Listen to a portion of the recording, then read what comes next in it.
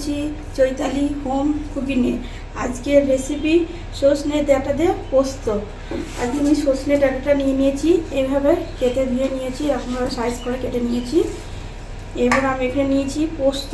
পোস্ত যতটা আছে ততটাই দিয়ে দেবো। এখানে নিয়েছি কাঁচা লঙ্কা, মানে কাঁচা লঙ্কাটা আমি লাল লাল দেখে নিয়েছি। আর এখানে নিয়েছি আদা, লবণ, হলুদ। এবার আমি রান্নাটা কীভাবে করব আমি দেখাচ্ছি। আমি গ্যাসের ওপরে ধরিয়ে দিয়ে কড়াইটা বসিয়ে দিয়ে কড়াইটা আমি গরম করে নিয়েছি।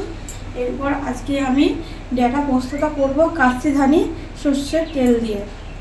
ষোলনি যত পরিমাণ লাগবেন ততটাই দেবো, যেহেতু ডাঁটা পোস্ত তো একটু বেশি করে তেল একটু লাগবে।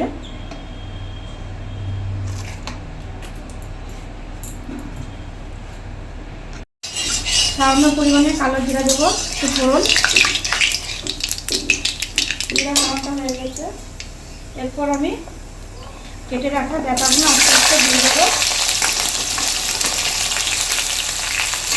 ভালোভাবে একটু নাড়াচাড়া দিয়ে নেবো, নিয়ে হালকা করে ভাজা করবো। ডাঁটাটা আমার হালকা করে ভাজা হয়ে গেছে।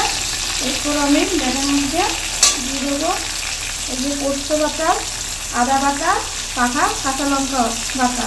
আগেই রেখে দিয়েছিলাম প্রথমে আমি, এখন এই মশলাটা আমি দিয়ে দিচ্ছি।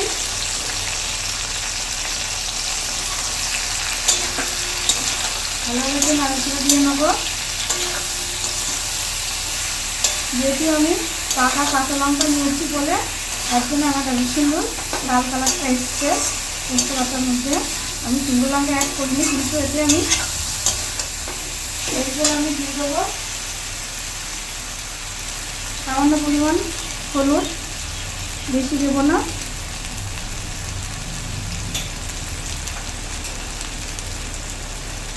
আন্দাজ মতন লবণ। ভালোভাবে একটু নাড়াচাড়া দিয়ে দিচ্ছি।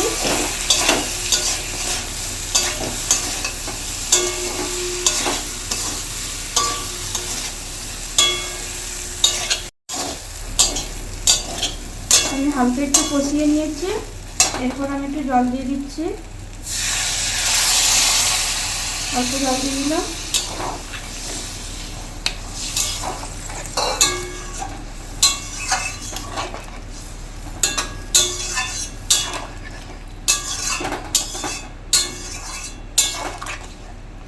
অল্প একটু জল দিয়ে দিলাম।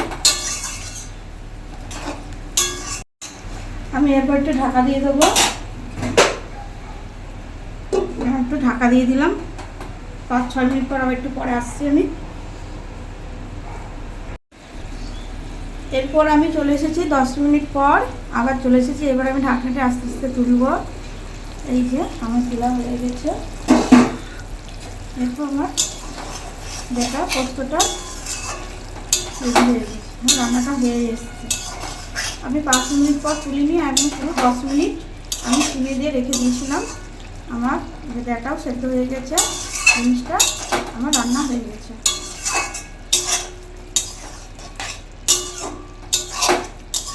একটু ভালোভাবে নাড়াচাড়া দিয়ে নেবো।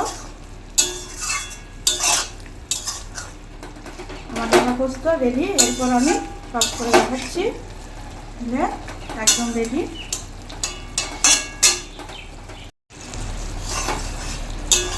রান্নাটা আমার হয়ে গেছে। এরপর নামানোর আগে আমি সামান্য পরিমাণ একটু চিনি দিয়ে নিচ্ছি, দিয়ে ভালোভাবে একটু নাড়াচাড়া নেব।